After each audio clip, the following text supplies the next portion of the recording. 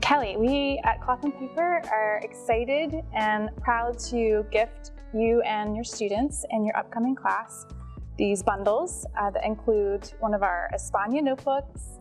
There's a pen and a highlighter for your students to take notes before and after classes. So really proud of all of the accomplishments that you've made in this new practice with your classes, and we're excited to see how this goes this semester. Yay, I am thrilled to accept these, and I am so thankful for your generosity. I'm so excited to give these to the students when classes start next week. Great, thank you. All right, well, if we want to just get started with telling us who you are and what you do here. So I'm Kelly Merrill, and I teach in the Communication Studies department at Randolph-Macon College. Great. How long have you been teaching here? I started in 2012, so that's 13 years. 13 years. Yeah. Okay.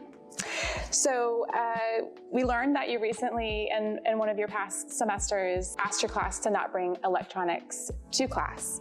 What inspired you to do that? Ever since the pandemic, it's been harder for me to teach. My style is very engaging. I don't want to teach content from a distance perspective. I want students to experience these concepts firsthand so they understand the complexity that's going on, and that requires engagement. It requires the students to physically and mentally be in the classroom. And something about the pandemic, I guess it was much easier to scroll and be otherwise focused with online education, and I suspect that students brought that habit into the classroom. Honestly, I know that I have brought that habit into meetings. I grab my phone mindlessly. If I'm doing it, I'm sure they're doing it. The quality of the classroom discussions had gone down. Students getting the concept had gone down. So I'm the type of person who doesn't like to shame my students. I know me as a student that never worked. I would shut down and wouldn't be able to come back. And so I didn't like the dynamic of me calling people out. Yeah. And so I started a new policy this past fall saying no devices at all. So that's what inspired that decision. So in lieu of electronics, what is it that you're asking them to now do in classes to help with the engagement and retention of what you're teaching? So we've made a pivot to notebooks, pens. Some of them have digital textbooks. So I'm asking them now to read before class and take notes and bring the notes to class. And we will work from the notes for the content of the class. There's research that shows that memory retention improves when we can learn something and it goes from our brain to our hand, and not to type, but to actually write, that there's a difference, that memory retention is improved when the brain is doing what it takes to handwrite. And so we've exploited that, and I think it's gone really well. So what was the students' initial reaction to this policy? This is your first time trying it last semester, and it's new for everybody, new for you, new for them. What was their reaction? I heard some moans, but I think mostly they were up for the challenge. I present it with my rationale, and I also apologize. I say, I am so sorry. My inclination is to trust that you know how to learn. I think that we are drawn to these online places in a really mindless way that we're not giving much thought to, and I do it too. And I'm gonna try to help you through that temptation by just not allowing it as a classroom culture.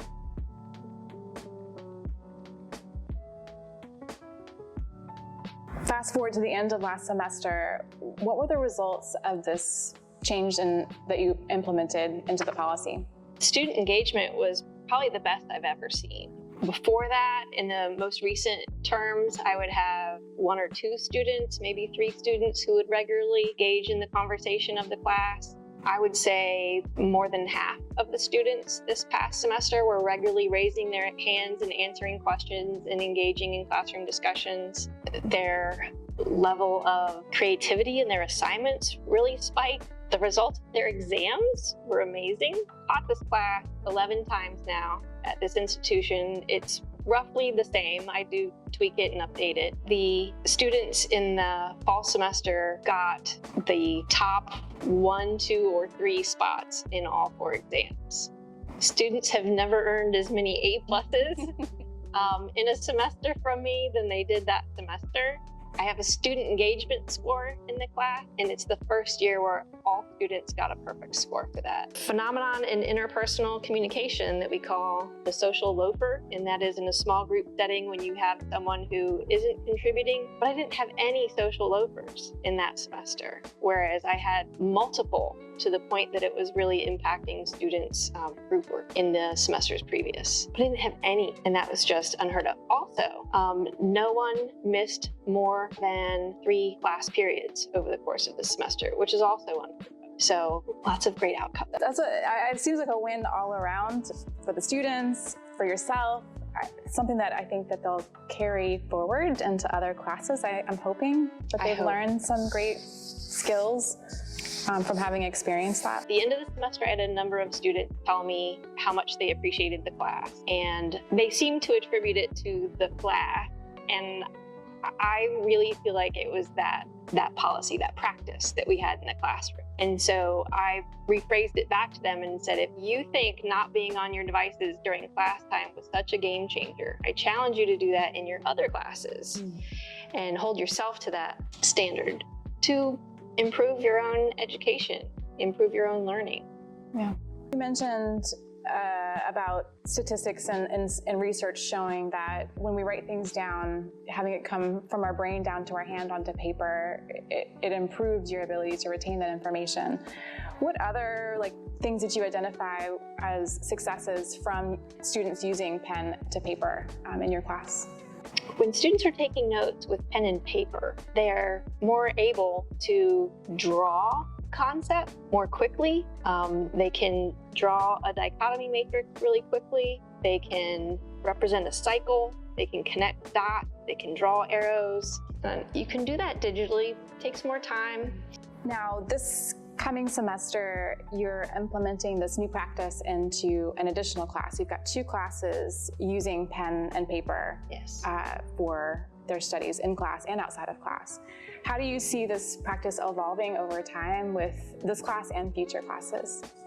So the 2 different classes I teach, one is 200 level, one is 300 level, and the learning outcomes get more sophisticated. In the 200 level class, they're reading a textbook and coming to class on their textbook. In the 300 level class, they're reading a variety of articles and chapters from other sources, and those are digital sources. So if I don't allow devices, they don't have access to those readings during class time. So there are considerations in the course design moving forward that I'll have to work through, but I'm going to try. Good. Yeah. I'm sure there's a way to evolve it in a way that is like a hybrid model where they have access, but you're teaching them self-control, right? You're teaching them the ability to define where to cut that off and where they need to detach from it. Right. So I have teenagers in my home, and I think there's an unawareness of what life could be like without it. Mm-hmm. And this shows them what it's like without it. Exactly. When we heard about your story and your success, we immediately felt connected to this because we truly believe in the power of putting pen to paper, the power of planning and the power of note-taking. And so immediately I thought, we've got to get you some materials. We're going to gift these to your class, to all of your students in both of your classes this semester. What does it mean to you to have Cloth and Paper partner with you and provide these materials for your students? This is an amazing gift. This is an amazing opportunity to show students how this can be an art, this can be a lifestyle, this can be a way of being, that it can be part of the intellectual pursuit, a part of self-improvement, part of being better people. And I just love that you decided to gift us with this wonderful supply of notebooks and pens. Great. Thanks so much. You're welcome. Yay. Absolutely. I'm excited. You want to open one up? Yay. So I know you said in your first semester, you said bring a notebook and your favorite pen, and you gave them some recommendations. Yes. So we all have a pen that we just love, right? That feels like it writes so smoothly. So we get that. Yes. Totally get that. Yes. Yes. If we're going to do this thing that you might begrudge, you might try to find the fun in it. Exactly. So Wow, fancy. Yeah, very nice. Thank you. In every pack, so you've got enough for all of your students, there's a lined notebook, there's a pen, and there's a highlighter. So hopefully everything they need to take quick doodles and write notes. Great.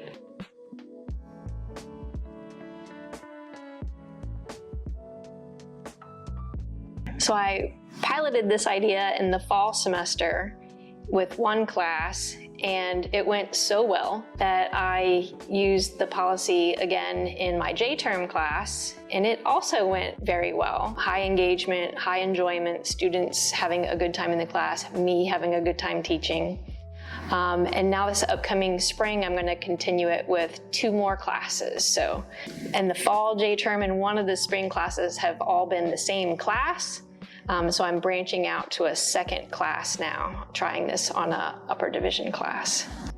Ever since the pandemic, teaching has been hard for me, and it has impacted my own morale. Not feeling like I'm connecting with students, feeling like I'm connecting with just a few, asking questions and getting no engagement at all sometimes. And I was starting to think that I was losing touch with the students of today and what they think about and what they care about. I thought for a long time that I could make this content applicable, and that it just wasn't landing.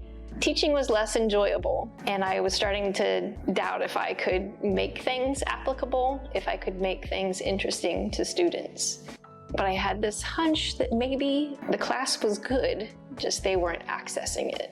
They weren't there. Even though they were in the room, they weren't mindfully there.